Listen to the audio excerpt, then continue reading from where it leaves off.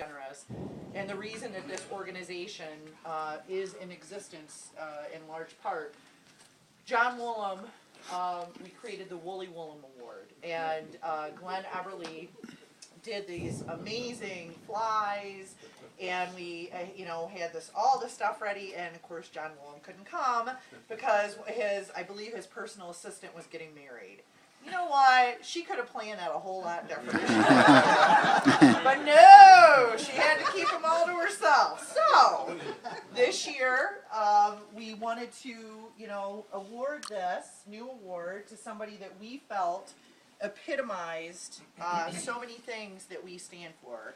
And I came up with 4 different names, and the complete unanimous winner of that award was Roger Rasmussen. Yay. And if you know, nobody deserves it more. Roger is to a point in his life where this means a lot more to us almost at this point than it does to Roger, because he's gotten a lot of awards, and he's gotten a lot of accolades, and he's gotten the deep satisfaction of what it is to be someone who has dedicated their life. But it doesn't matter. This award will be given to Roger. It's going to be given to him at the office. He preferred that it be more of a private celebration. But this is what I wanted to say about Roger. The Woolly Woolham Award for Stewardship and Conservation Excellence. After starting his career in Missouri, Roger proudly served the people of Michigan as a DNR forester starting in 1951 and working for 35 years until he retired as a regional manager in 1986. Roger then became what I consider the superhero of volunteers. For the next 27 years, he has dedicated his time to conservation and preservation of the lands and waters of Northeast Michigan, tirelessly serving both our organization and Huron Pines. And if you add those numbers up, you're going to kind of figure out where Roger is at this point in his life. And Roger, up until last year, monitored more properties for us than anyone else at Headwaters. So he deserves 1,000 of these. He deserves this and so much more, and I wish he was here to accept it. But I also think that Roger knows how much he has meant to us. So I wanted to say that about him, even though he's not here. So, thank you.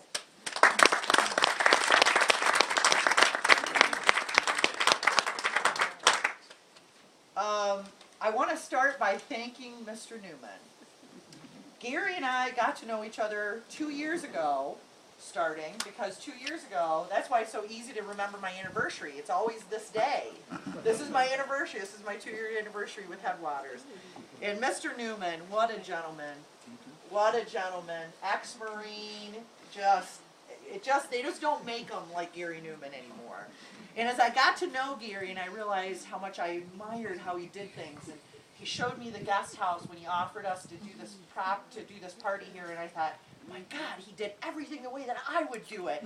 Because I'm a little bit anal, and Mr. Newman might be just a little bit, maybe just a little bit. But I like to think of it as meticulous and precise and thoughtful, as I'm sure Mr. Newman likes to think of himself too.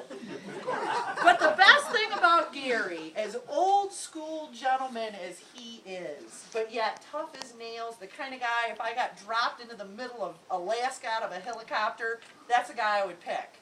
Because, by the way, he can catch Arctic grayling that almost beat the state record in Alaska. But that's another story for another day. But the thing that I love about Gary is that he can make any situation a little bit better. So Gary and I had an appointment the other day, and we kind of crossed wires. And I, in my haze, or some people would say my blondness, drove off without my phone and my paperwork, and so I had to turn around and come back, and I see someone following me, and I didn't realize that was Gary's car, and Gary didn't realize it was my car, but we were both coming to the same place. And he says, I get out of the car, and the first thing he says to me is, wow, I sure thought somebody had some balls driving all the way down here. And he says, but then I see a beautiful blonde get out of the car, and I knew everything was okay. And that is Gary Newman in a nutshell. Yeah, that's a good one. The man knows what to say and when to say it.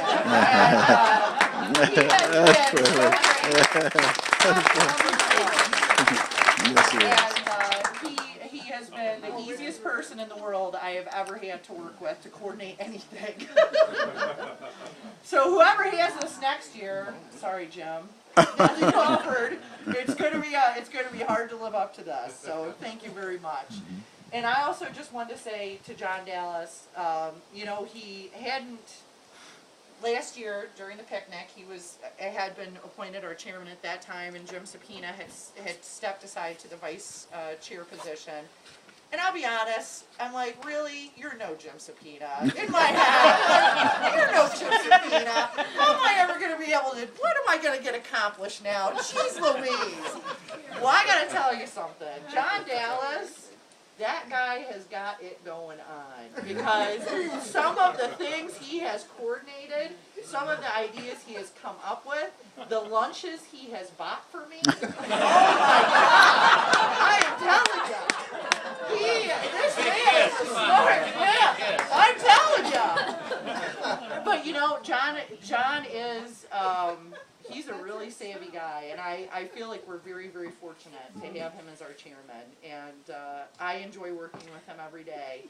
And he's a get-to-the-point kind of a guy, and I'm a get-to-the-point kind of a gal, so it works out pretty good. Sometimes our phone calls are like literally 15 seconds, and we've already figured out everything we need to do, and then we hang up and it's all over with, so that's nice. So I'm grateful that he's here. Thank you. He's been great. Yes.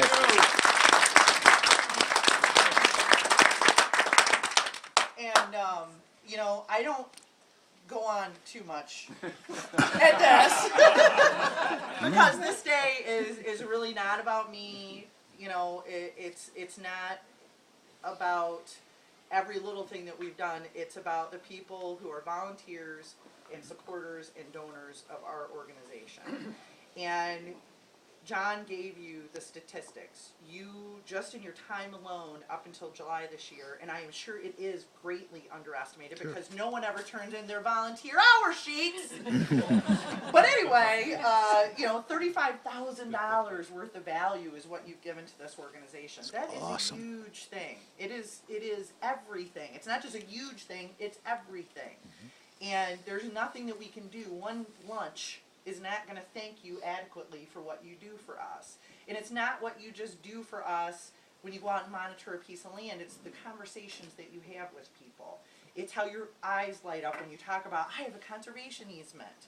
And that is what spreads the word about what we do and why what we do is important. So there's no way that we can express our gratitude to you adequately, besides the fact that we hope that you feel the love that we truly have for each and every one of you. We didn't touch on this before, but our goal this year as an organization was to raise $210,000 to be a sustainable organization. We're at the $135,000 mark this year as of August. We have a little way of work to do, but I think we're going to get there.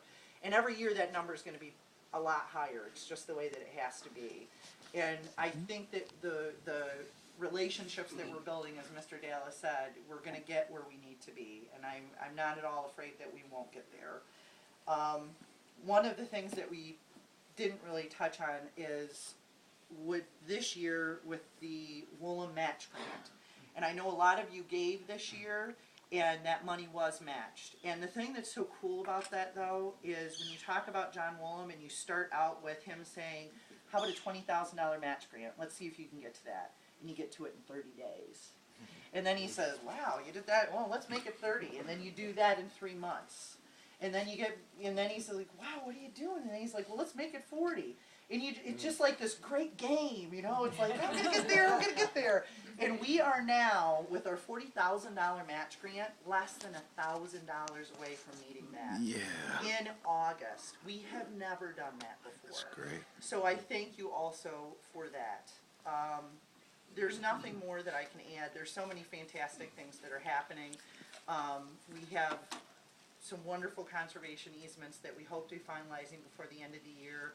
Rose City, Miro Lake, you know, a 240-acre amazing farm in Roscommon, and you'll see all of these things in the upcoming newsletters. So, and speaking of newsletters, on a final note, if you are not receiving a newsletter or emails from us, please see Christy. Update your information. We want to stay in touch with you. Enjoy the wine glasses and the car stickers. And if there's anything else that you need before you leave today, please come and ask. But I am deeply grateful to all of you. Thank you very much.